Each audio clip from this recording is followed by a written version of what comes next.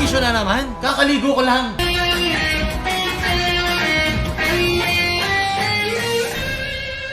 Filthy Pinoy versus Fantech Fanboy! Mika Daime. Kasi wala na noong 2021, may issue na agad. Match found. Di pa nga tuyo yung buhok ko. So kamakailan nagkaroon ng issue ang Valorant. Kung naalala niyo yung pangalan Mika Daime, nagkaroon na siya ng issue noon tungkol sa aimbot na pinanigan siya ng Riot Games na hindi siya gumagamit talaga noon. Pero syempre kung iisipin mo nga naman bakit aaminin ng Riot kung kanilang Vanguard o kanilang anti-cheat system ay hindi gumagana. Pero alam naman natin na marami nakakaabuso noon. Alam ko marami ka na na-report. Alam ko marami na kayong na-report sa larong Valorant kung saan napansin nyo talaga nakatitig lang. Alam kung saan kayo dadaan. Nagwo-wallbang. Kaya nagkaroon na naman siya ng issue tungkol sa kanyang pagiging toxic sa isang toxic na laro. Hindi naman nakakagulat. Lahat naman ng laro na nilagay mo sa Pilipinas ay nagiging toxic. Welcome to... Dahil mga Pilipino rito kailangan may pagbuhusan ng galit sa kanilang mga miserableng buhay. Naiintindihan ko yan. Ganyan din ako. Napunta siya sa isang awayan. Isa pang streamer na si Core Esports kung saan sinabi niya nalait niya ang pagiging yakadire na meron siyang anak at saka kanyang pangkalahatang galawan na sinasabi kasi na boosted daw siya. Ngayon, pakikinggan natin ang kanyang sorry video at ang kanyang mga kasama na iba pang streamer na nagsabi rin ng kanilang mga kanya-kanyang sorry. Alam niyo naman ang mga sorry ng mga ganito. Hindi siya magandang sorry. Ating simulan. Kung saan nag-start yun. So, the game was... Huwag kang iiyak. Laro lang yan. Di ba, may nakita rin ako doon na nawala na rin daw yung Logitech at yung Amplify na kanyang sponsor dahil sa kanyang ginawa. Kano pa boost yung tinaype niya. Aray! So, Sakit! kung nag-type siya na all chat, yeah, I got triggered, to be honest. I really got triggered. Bakit ka matitrigger? Cage triggered. Streamer ka! Hindi pa nagsasalita ang mga taong yan, panalo ka na. Ganyan dito sa channel, yung mga kupal dyan, na nagpahanap ng pansin, manlalait, nagiging toxic sa channel. Hindi ko sila pinapansin, pero lang pag kaya ko sila pagkakitaan, tulad na ating hate comment video dito sa taas. Triggered. Okay lang yun. Panalo ka na streamer, kay sila nga hindi kumikita dyan. Ikaw kilala ka nila, ikaw di mo sila kilala. First time mo ba sa social media na trabaho? Lagi akong like the trash talk, boosted, pabuhat, etc. Lahat ng like names na masasama, I get that every time.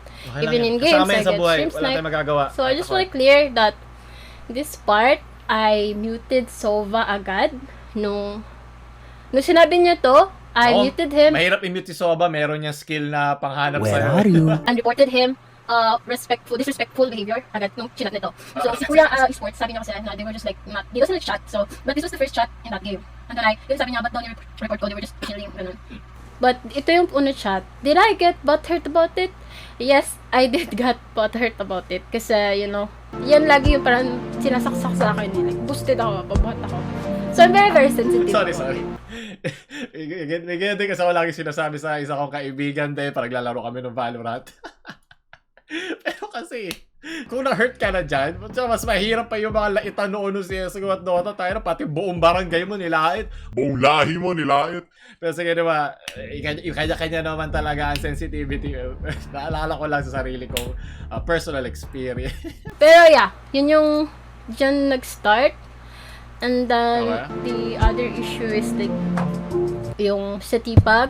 So, I was playing Cypher, and yung mga nagtitibag is yung kakampi ko. It wasn't me na yung nagtitibag. Okay. Wait, sorry. Nakakatawa na. Sobrang seryoso na. Di ba? Parang noon yung pagtitibag parang wala lang kasi ginagawa ng lahat eh. Ngayon talagang ano na siya. Issue na siya. That time, sinabi kasi ni Brimstone na streamer tong mga to. Nagbo-boost daw. Let's go! So, ang nangyari is, nag-ask ako kay Brimstone if... And then, I muted when si Kuya, siya pala yung Phoenix, and then ang sabi niya kasi, sino yung streamer dyan? So on that part, I was thinking na yun yung message na I always get in game. Like, tinatanong nila if sino yung streamer because they usually ask, and then yun yung i-stream snipe nila sa stream. So that was my mindset on that day. Kaya, ganun, I was really parang hysterical in a way na, you know, I feel like people are always like watching or like ganito, ganyan. Ha? Streamer ka, malamang pa panoorin ka pinagsasabi mo. Wala ka sense. So ba, pakilocate, di ko maintindihan yung Revealing sinasabi area. niya. Please sinabi na mahirap yung mga Fantic users. Hindi masama yung ugali. Doon magsusorry ako sa mga Fantic users and also sa Fantic Philippines if, you know, if they got like hurt about it. I'm really sorry, guys. Hindi ko directly sinabi na mahirap yung mga Fantic users. Hindi ako nag-trash talk ng ganon. Hindi ako nag-trash talk ng mga putang ina or whatever, yung mga profanity. Hindi ako nag-trash talk. Maski tingnan nyo pa sa Ayan, do ka na mali. Ang mga profanity, wala naman sense yan. Ano bang gago? Parang salitang bata, di ba?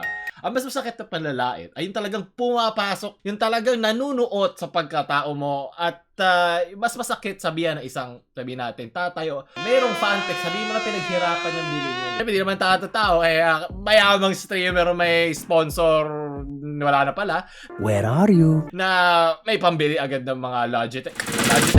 Baka naman, kung yung Logitech, di ako bibigyan ng sponsorship, Pantec, ako bahala. Hindi magandang analohiya na sabihin mo, hindi ako nagmumuroy. Bakit ka masasaktan doon? Mali yung choice of words mo doon. Mali! because, you know, Yeah, no! hindi na ako nagsasabi ng ganun unless I'm really mad. Pero hindi ako nagsasabi ng mga ganong words. And yun. Mga words! I just really wanna explain that also. Because, you know, madaming gulo. Fantic Ang users gulo na Panoorin ko lang itong dire-diretso, di na ako magkakomment kasi tayo matatapos dito. out of sarcasm talaga yan. Kasi, nagtumatawa-tawa kami nun eh. But, I'm still wrong, okay? I admit that I'm Ako wrong. mali, may piyok ka pa. Parang sorry ka, mag-sorry ka na lang. Bakit ba ang taas na ego nyo ako? Ako, may mali ako, magsasorry agad ako. Walang problema, walang mawawala sa'yo. Kasi sa atin, sa mga nasa social media dyan na merong presensya, mga influencer, panalo ka na. Ngayon pa lang na ng pagkakakita mo, panalo ka na. Kung magsasorry ka, wag mo na habula ng sorry pero, mali yun. Pinag-usapan na natin to. Hindi radiant ang iyong apology skills. Mag-grind ka muna sa The Range. Kasi napaghahalata na naglalaro ako ng Valorant araw-araw. Kung gusto nyo mag-stream tayo, pabuti ito na 30 kaya lang mag-stream tayo ng Valorant sa YouTube channel natin. Ayan na, dito. Alam ko na ibig sabihin na sabi pa rin, binaliktad lang. Garbs naman. Gul ako doon. Ako'y matanda na. Mga mahihirap. Ito si Itzia Boy. Isa pa yan. Di ako tinatabla ng tasok mo pang baby kasi. Pucha! Mga mahirap. Syempre, may misunderstood nila. So, parang yung interpretation nila, magiging parang ang pangit. So, parang ang attitude ko. Ito ganyan. Parang ganito, ganyan. Paano ka papasa sa thesis natin, Mika? So, yun na naman yung gusto ko explain ng side ko na statement, ganun. Hindi na po kaya ng anxiety ko, ng depression ko, hindi na po. Ayan na.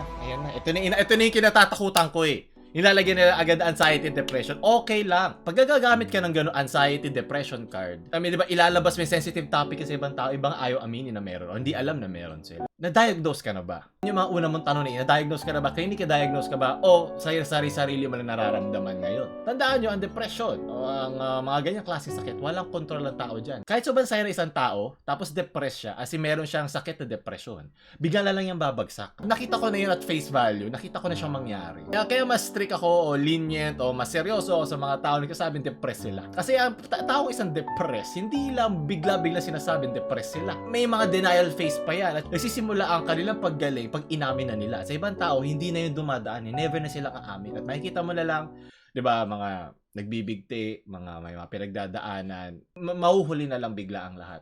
At kaya ba ganito, masasabihin mo na lang bigla na depressed ka o meron ka anxiety. Alam ko may gray area na bakit ko ihingin sa'yo yung pruweba kung kaya mo sabihin meron ka. Nagiging excuse kasi agad yung mga ganitong klaseng rason na mamaliit yung mga taong meron talagang depression, mga meron talagang mental illness sa pinagdadaanan. Baka akala nyo kasi depressed is malungkot lang. Baka akala nyo, natalo ko dire-diretso sa Valorant, 5 games, pulado, rating greatly decreased. Depressed ako. Hindi ganun ang depression. Hindi yun dahil malungkot ka lang. Yun ay isang chemical imbalance sa katawan mo. Isa yung bagay na hindi mo makokontrol. Na kahit sobrang sakit, nanalo ka sa loto, ay milyonaryo ka na, bigla ka na lang magpapakamatay. Yun ang depression. Okay, hindi yan dahil malungkot ka lang ng mga segundong yun. Pero yun, diba, ito naman yung kay It's Ya Boy, dahil naumay na ako sa mukha din ni Mika. Ito yung kasama niya na nagsabi ng mga may hirap na sa Fantech. Sorry din siya. At as usual, dahil nga hindi sila marunong mag-sorry, mukhang kasama to sa kanilang party na meron na siyang pahabol agad. Kung mag-sorry ka, ikat mo na rito. Ako tutulungan na kita. Ako na magtatanggal.